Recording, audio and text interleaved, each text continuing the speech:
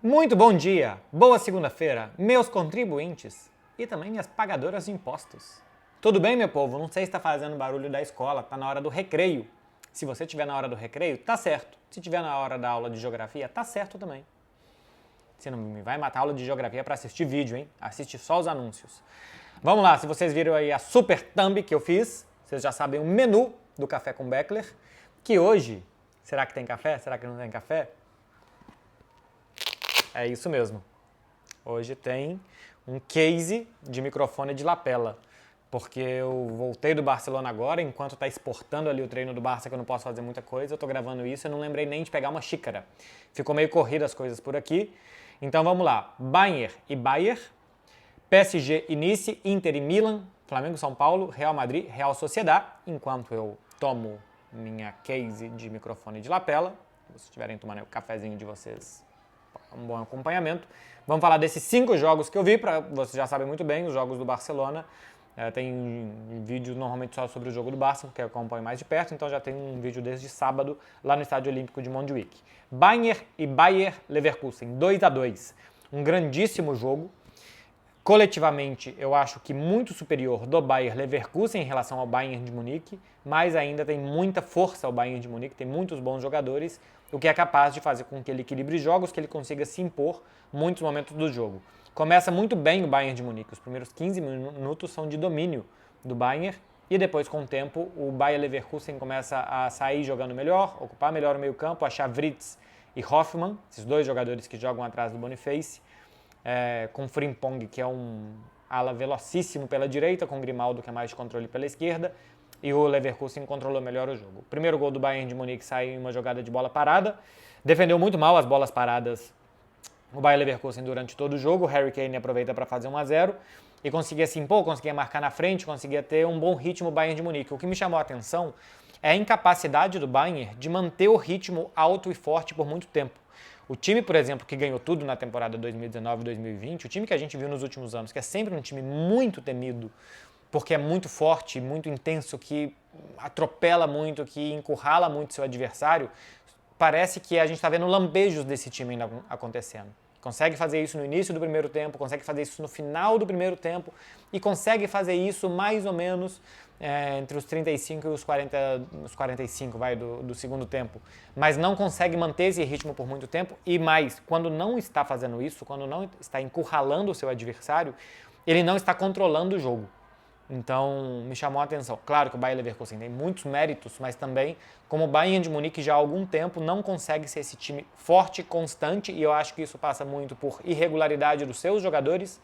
Alphonso Davies, Goretzka, Gnabry, um nível bem abaixo do que mostraram temporadas atrás. O Gerd Müller, o Thomas Müller, já ficando mais velho, assim como o Gerd Müller estava ficando também, até nos deixar. Ficando mais velho também tem dificuldade de participar desse controle e de deixar o time sempre forte. E isso acho que acaba respingando em outros jogadores, como o Kimmich e o Sané, que também não conseguem manter o nível do time com os outros sem jogar tão bem. Me chamou muito a atenção positivamente o Laimer, jogador que chegou agora do Leipzig. Capacidade que o Laimer teve de jogar de lateral direito muito bem, depois no meio-campo muito bem também. O gol de empate do Leverkusen sai numa cobrança de falta maravilhosa do Grimaldo.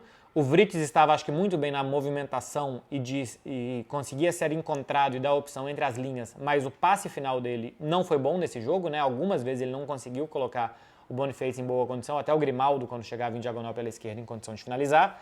Se tivesse mais acertado o Writz, eu acho que o jogo teria caminhado por uma estrada diferente, teria tomado um caminho diferente, um rumo distinto, mas acabou esbarrando o Bayer Leverkusen nesse último passe que o seu principal jogador, que é realmente muito bom, não conseguiu fazer.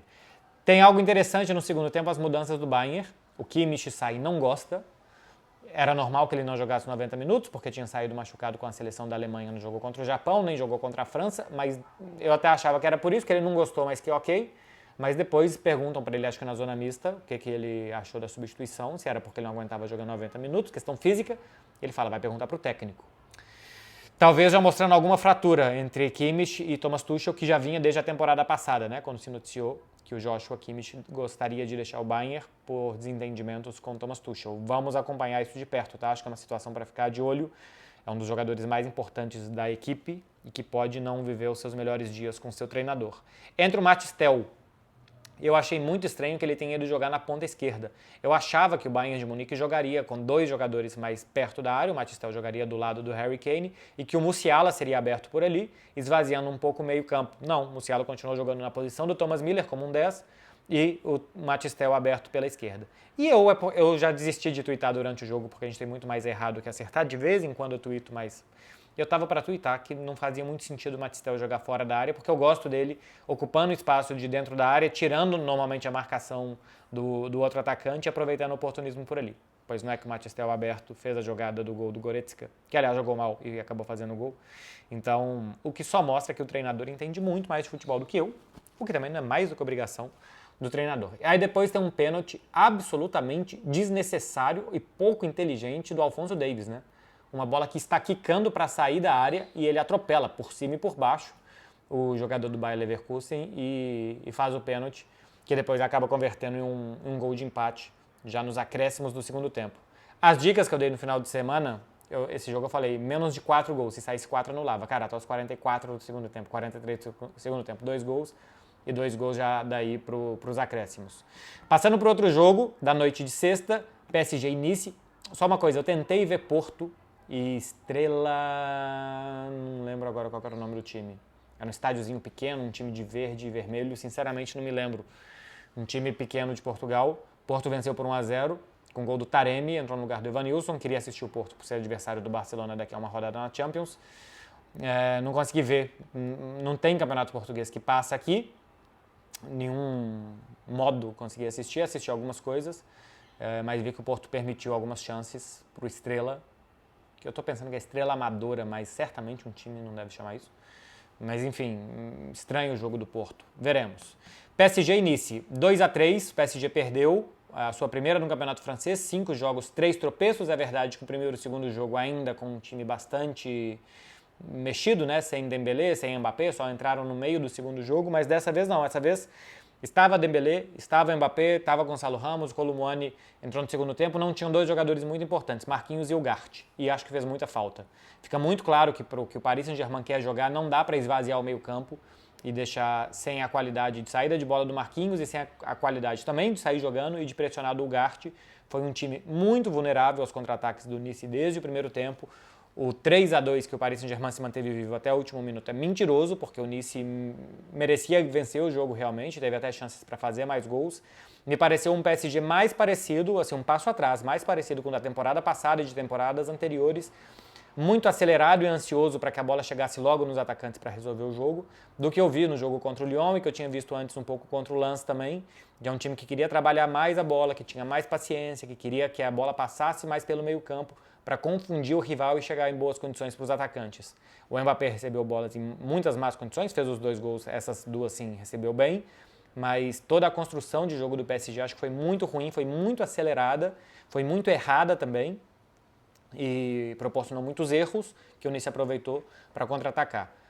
Claro que o Ugarte e Marquinhos não começaram jogando porque fizeram viagens muito longas com as suas seleções, o jogo era na sexta-feira, eles treinaram muito pouco, era uma questão física, mas se notou a ausência desses 2 jogadores, a falta que faz. O Dembélé perdeu um gol de forma horrorosa, o Dembélé está jogando mal ainda no PSG, eu acho que ele está ansioso, assim como ele chegou no Barça ansioso. Chegou aqui e a gente via que era um jogador que se tropeçava nas próprias pernas e caía, não tinha nada a ver com a qualidade que ele mostrava que podia ter e que depois mostrou que tinha. E no PSG ainda me parece ansioso também. Chega um cara a cara, acho que estava 1-0 para o Nice e ele chuta uma bola praticamente na linha lateral. Pega muito mal na bola. De vez em quando ele perdia os seus gols no Barcelona, mas assim, não de forma bizarra como ele perdeu essa. É bom jogador, mas que está ansioso. Acho que as coisas, quando sair um gol, quando encaixar um bom jogo, as coisas vão começar a sair mais tranquilas para ele. Passando para sábado, Inter 5, Milan 1, fora o apavoro. A Inter passou por cima do Milan. O primeiro tempo vira um 2-0, que eu acho que é longo demais para o que era o jogo. O primeiro gol da Inter, para mim, tem uma falta do Marcos Thuram no Theo Hernandes, se eu não estou enganado.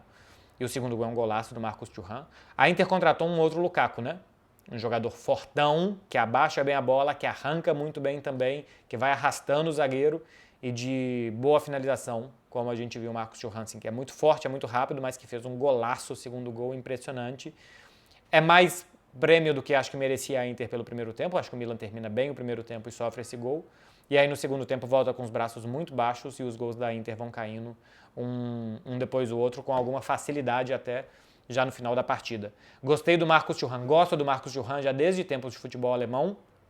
Se encaixa muito bem na forma dessa Inter jogar, né? Que os atacantes são muito necessários para segurar a bola, para arrancar e para ir levando o bloco do outro time para trás e arrastando eles meio que de forma de trator mesmo, de arrastando na força.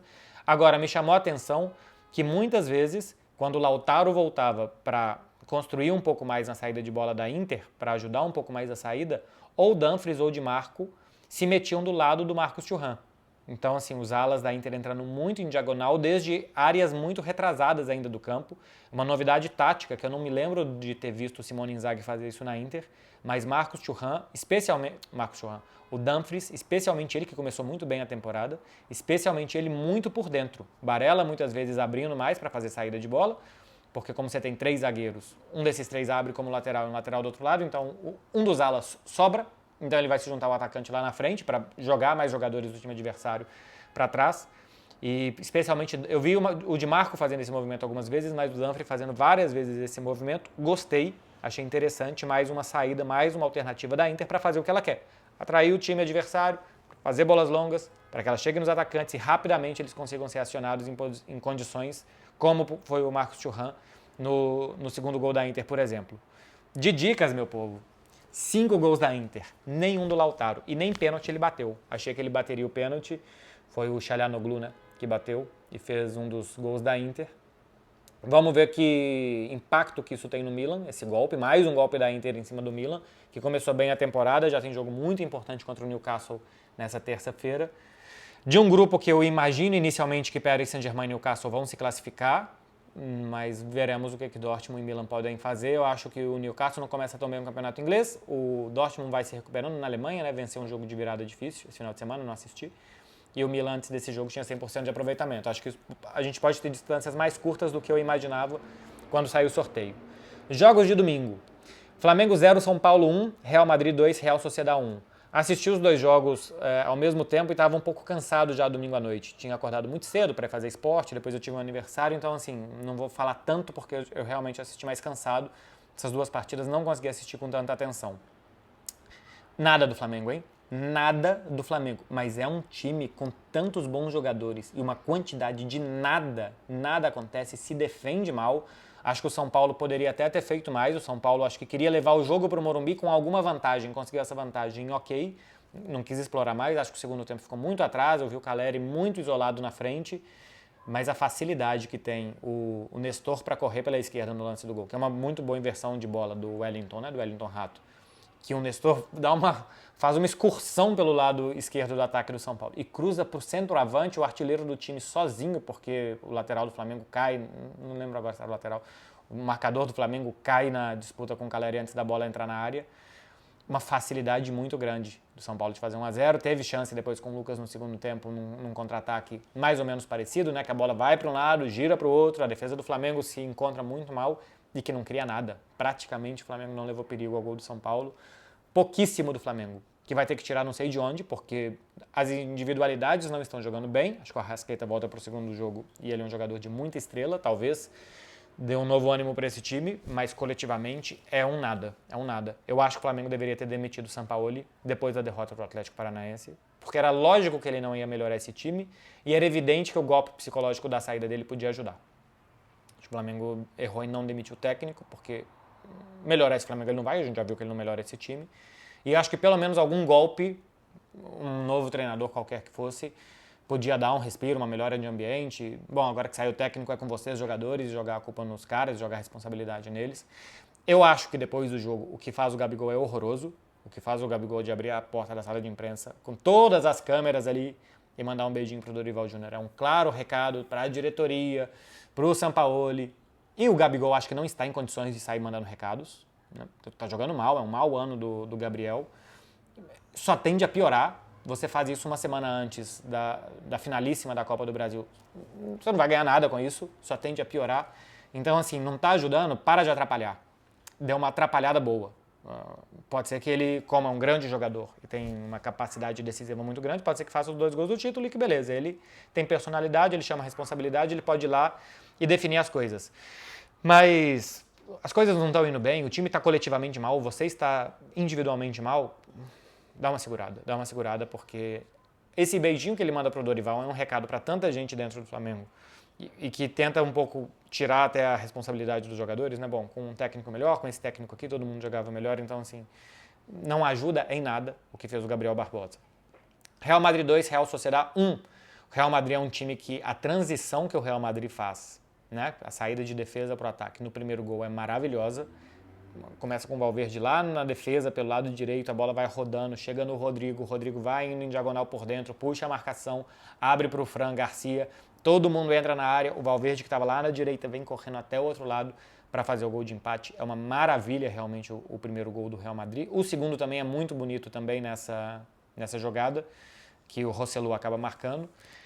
E o Real Madrid vai sobrevivendo bem, né? Perdeu o Vinícius na terceira rodada, jogos difíceis que vai fazendo sem o Vinícius, para não falar que já está sem o Militão, sem o Courtois, o Arda goleiro ainda nem estreou e tal, mas assim, perdeu o seu melhor jogador, perdeu talvez a sua referência desse ano e as coisas vão funcionando, 100% de aproveitamento. Não é um time que está sobrando, é um time que eu acho que precisa jogar mais do que está jogando, o Real Madrid está jogando insuficiente para ganhar a maioria dos seus jogos difíceis, mas é um momento de sobreviver. Muitos desfalques, especialmente do principal jogador, sendo que já tinha perdido o principal jogador antes, que era o Karim Benzema. Pode ter alguma discussão se era o principal o Vini ou o Benzema, mas em todo caso os dois estão fora e o time está sobrevivendo bem. 5 vitórias, 5 jogos, por enquanto. O bom futebol fica para depois, o resultado nesse momento era importante sobreviver e o Real Madrid está sobrevivendo. É isso, meu povo. Cafezinho com Beckler hoje com case de microfone de lapela do Beckler. Não tem café, não tem uma xícara por aqui para eu mentir para vocês que tem café, não tem absolutamente nada. Eu poderia tomar aqui um cafezinho, taça da Champions League. Então vocês façam um favor de ter juízo a partir de agora, segunda-feira. Amanhã tem vídeo pós-Barcelona e Antuérpia. Barcelona e Antuérpia vocês acompanham exclusivo na HBO Max, acompanhem por lá. Todos os jogos da Champions estão na HBO Max, eu já convido vocês a terem, com todo o nosso padrão de fazer pré-jogo, entrevistas exclusivas, pós-jogo e o nosso padrão que eu acho excelente, eu realmente gosto muito de como a TNT e a HBO Max transmitem, então todos os jogos na HBO Max. Se você não tem, tenha. E amanhã na TNT tem Milan e Newcastle e depois PSG e Borussia Dortmund. São os 2 jogos de amanhã da TNT. Aí quarta-feira tem o Real Madrid, tem Manchester United e Bayern de Munique, Bayern e Manchester United, enfim. É uma baita semana para começar a Liga dos Campeões. Acompanhem com a gente. Eu só peço para que vocês curtirem isso aqui e se inscreverem, que já me ajuda muito. Beijo, meu povo! Até amanhã à noite. Boa semana, boa Champions para vocês. Vamos se divertir e vamos ter muito juízo.